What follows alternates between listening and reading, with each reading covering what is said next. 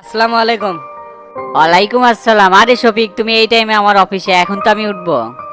জেলা সভাপতির দায়িত্ব পেলাম, আর আপনার সাথে যদি দেখা না করি তাহলে বিষয়টা কেমন দেখায় না। আমার জন্য একটু দোয়া করবেন, আমি যেন সঠিকভাবে দায়িত্বটা পালন করতে পারি। সামনে নির্বাচন, এই সময় যদি নেতাকর্মীদের সাথে সম্পর্ক ভালো না রাখা যায় তাহলে ক্ষমতায় আসতে একটু ঝামেলা হবে। যেগুলা কথা আমাকে বলতেছো ওইগুলা বগুড়া যায় প্রয়োগ করো, ওখানে যায় যেন আবার গ্রুপ রাজনীতি করো না। তোমাদের তো মুখে এক কথা, অন্তরে আর এক কথা, বলো একটা, কাজ করো আর একটা। দলে থেকে সভাপতি হয়েছে, নেতা কর্মীদের ভালো মন্দ শুনবা, থার্ড পার্টিদের কোনো কথা জানে শুনো না। তোমার নামে বহুত রিপোর্ট পাইছি, তারপরে তোমাকে জেলা সভাপতি বানাইছি, তোমাকে আন্তরিকভাবে ভালোবাসি সেই জন্য আর কি। ভালোবাসার মর্মটা রক্ষা করো, তাহলে জীবনে অনেক কিছু করতে পারবা। শফিক আর তোতার সাথে মিলতে থাকো। এমন কি হয়েছে তোমাদের সাথে যে কাটে কুড়ালে সবসময় লাগা থাকো? তেমন কিছু হয় না, এমপির ভোটের জন্য মনোমালিন্য হয়েছে এই আর কি।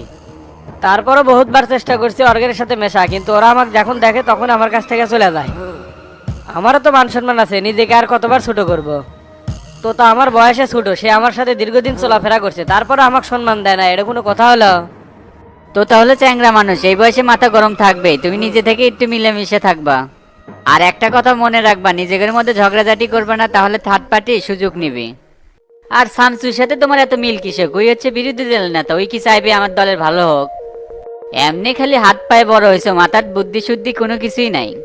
শামসু কিন্তু খুবই খারাপ, সুযোগ পাইলে তোমাকে পিছন দিয়ে কিন্তু বাস দিয়ে খাড়া করে রাখবে।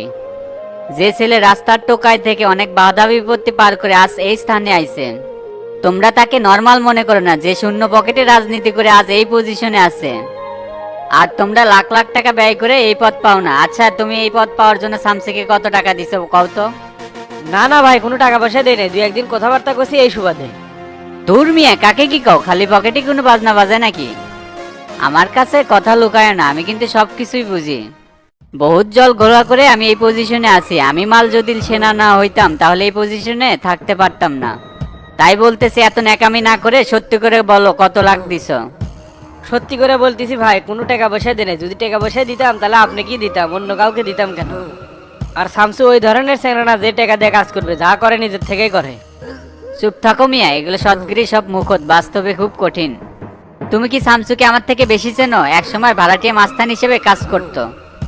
এত খারাপ মানুষ এত সহজে ভালো হতে পারে না, ভালো হওয়া অনেক কঠিন কাজ। প্রবাদে আছে না, কয়লা ধুইলে ময়লা যায় না, আর কুত্তার লেজ কখনো সোজা হয় না। যে যুগ জমানা পড়ছে সেই জন্য কোনো মানুষকে বিশ্বাস করা ঠিক না, কাছের মানুষগুলোই বাজ দেয়। আর তোমরা টাকা টুকা দিয়ে পদ নাও, সেই জন্য রিয়েলিটি কি বোঝো না। একজন মানুষ আদর্শভাবে চলতে গেলে তাকে জীবনের সাথে কত যুদ্ধ করতে হয় সেই ভালো জানে। জি ভাই, আপনি যে কথাগুলো বললেন সেগুলো কথা অবশ্যই আমার মনে থাকবে। আর সংগঠনকে সক্রিয়ভাবে রাখার জন্য আমি সর্বোচ্চ চেষ্টা করব। ঠিক আছে, এত বয়ান দিতে হবে না, আর কারো কথা মতো যেন চলো না, এটা আমি লাস্টবারের মতন বলে দিলাম। জি ভাই, আমি আমার মধ্যেই চলবো, আর কারো কথাই শুনবো না। আপনাদের ভালোবাসা এবং দোয়ায় নেতা হয়েছে, আপনারা যা দিক নির্দেশনা দিবেন সেই অনুযায়ী কাজ করব। কথা যা কইলাম মনে জানে থাকে। তাহলে এখন চলে যাও, আমি এখন উঠবো। আচ্ছা ভাই, গেলাম তাহলে। আসসালামু আলাইকুম। ওয়ালাইকুম আসসালাম।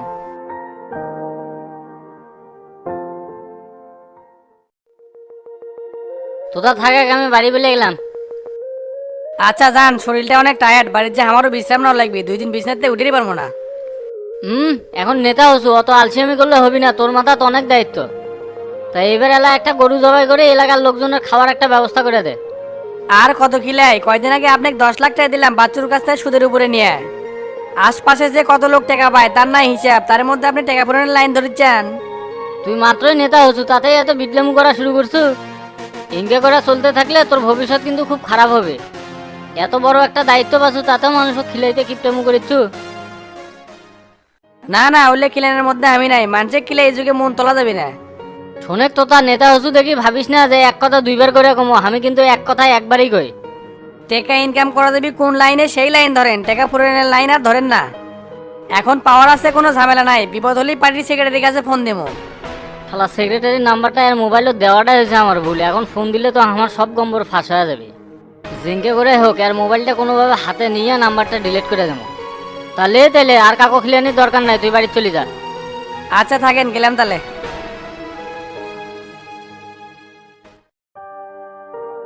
গুরু এলাকার তো যাওয়া লাগবে, এখন মেলা কাজ পড়ে আছে। আমি এলাকার না থাকায় সবকিছু এলোমেলো হয়ে গেছে।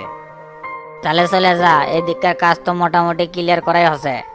আচ্ছা, জেলা প্রশাসক কি তোর কথা মতো চলে নাকি নিজের মন মর্জি মতোই চলে?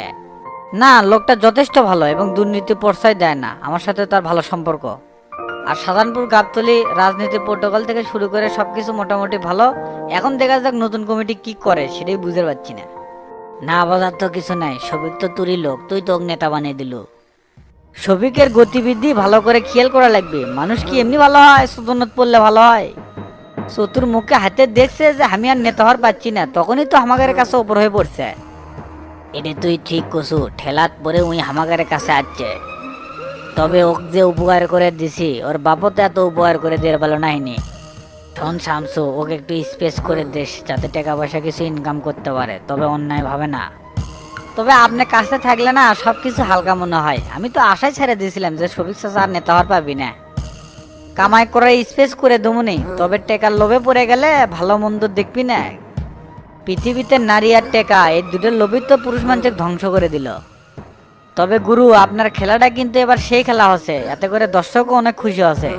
এ বেটা, সবার খেলা যেখান থেকে শেষ হয় আমার খেলা সেখান থেকে শুরু হয়, সেই জন্যই তো আমি গুরু। আমার এক কথা 100 কথার সমান। মনে রাখি, সকল জায়গায় কর্তৃত্ব ধরে রাখতে চাইলে মেন নিজের লোক সেটিং করতে হবে। সবিকে কয়ে প্রত্যেকটা ইউনিয়ন, উপজেলা আর কলেজ নিজের লোক সেটিং করে দিস। তখন রাজনীতি করেও মজা পাবো এবং পথ অনেক সহজ হয়ে যাবে। এলে সব কিছু তুই পরিচালনা করব আর সবিকে দিয়ে হ্যান্ডেল করে নেব। একটা কথা মনে রাখবো, রাজনীতি কিন্তু অনেক কঠিন, এই জন্য কৌশলী হওয়া লাগবে। এখানে ওটা যত কঠিন, নামা কিন্তু অনেক সহজ। তাই কোনো স্টেপ ভুল করা যাবে না, বুদ্ধি দিয়ে কাজ করা লাগবে। আপনার ভালোবাসা আমার উপর থাকলে আমি সবকিছু জয় করতে পারবো। আল্লাহর রহমতে এলাকার অসহায় দরিদ্র মানুষ আমাকে খুব ভালোবাসে এবং তারা আমার বিপদ আপদে পাশে থাকে। একজন নেতার শক্তি তো তার কর্মী এবং জনগণ। একদম রাইট কথা বলছো। টাকা পয়সা থাকলে যে মানুষ তার গুরুত্ব দিবে তা কিন্তু লয়। এই জন্য নীতি এবং আদর্শ থাকতে হবে। জায়গা ভেদে মানুষ বুঝে টাকা ব্যবহার করতে হবে, তাহলে মানুষের কাছে একটা গুরুত্বপূর্ণ স্থান দখল করা সম্ভব। ক্ষমতা দিয়ে সবাই টাকা পয়সা কামাই করতে চায়, কিন্তু বুদ্ধিমান তো তারাই যারা মানুষের ভালোবাসা কামাই করে জনপ্রিয়তা অর্জন করে। সবিকের না কষ্ট রাখিস, ওই তো আবার ক্ষমতা পেয়ে গেল, এখন কেন আবার উল্টে যায় না? সেই দিকে তো খেয়াল অবশ্যই রাখবো, উল্টে গেলে আমিও উল্টে যাবো। আর এত কিছু ভাবেও আমি রাজনীতি করি না, আমি নিজেকে এগলে 100 মনে করি। নিজের পায়ে বল না থাকলে অন্যের কাঁধে ভর করে আর কয়দিন চলা যাবে। অতএব নিজের শক্তি হলো বড় শক্তি। তা অনেক সময় কথা হলো, তাহলে গুরু আমি এখন উঠলাম, কয়েকদিন পর আবার আসুনি। আচ্ছা যা। আর সবিক কোটি ওই কি আচ্ছা সেক্রেটারির কাছ থেকে ফোন দিছিল, আসতেছে, তাহলে আমরা ওখান থেকে চলে যাবো নি। উঠলাম তাহলে, আসসালামু আলাইকুম। আচ্ছা যা। ওয়ালাইকুম আসসালাম।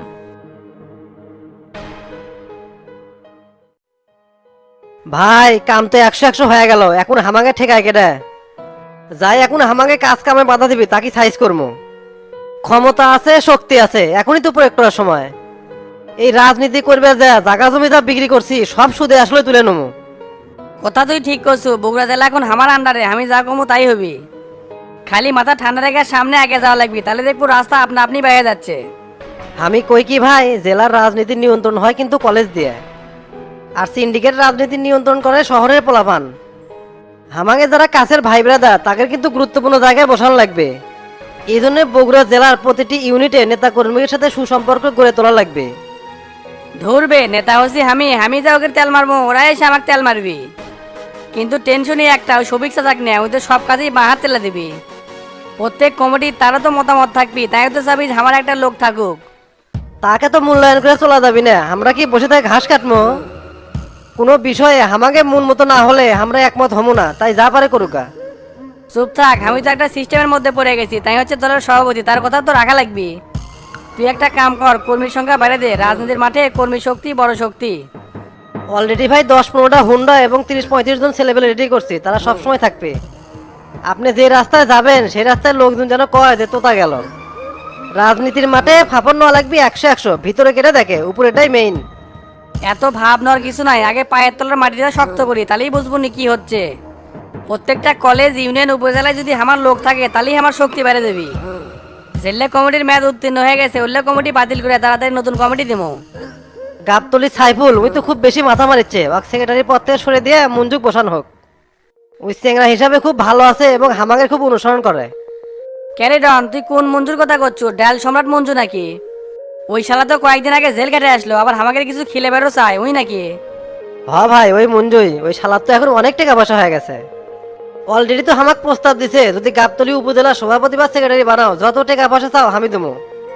ওই শালাক পদ দিলে মোটা অঙ্কের একটা টাকাও পাওয়া যাবে, আবার হামাগের হয়েও কাজ করবে, আবার মাঝে মধ্যে কিছু ফ্রিতে খাওয়া যাবে।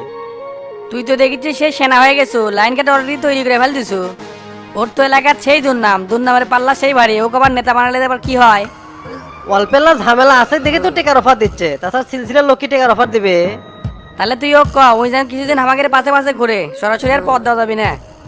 তা কমনি, কিন্তু ও কিন্তু নেতা বানানি লাগে ভাই, আমি কিন্তু বড় মুখ করে কথা দিছি। রাজনীতি কি এতই সোজা? 2 দিন ধরে পদ পাচ্ছি, পদ কি এখনই বেচা শুরু করে দেবো? আগে নিজের অবস্থানটা পাকাপোক্ত করি, তার আগে কাউকে কথা দিস না।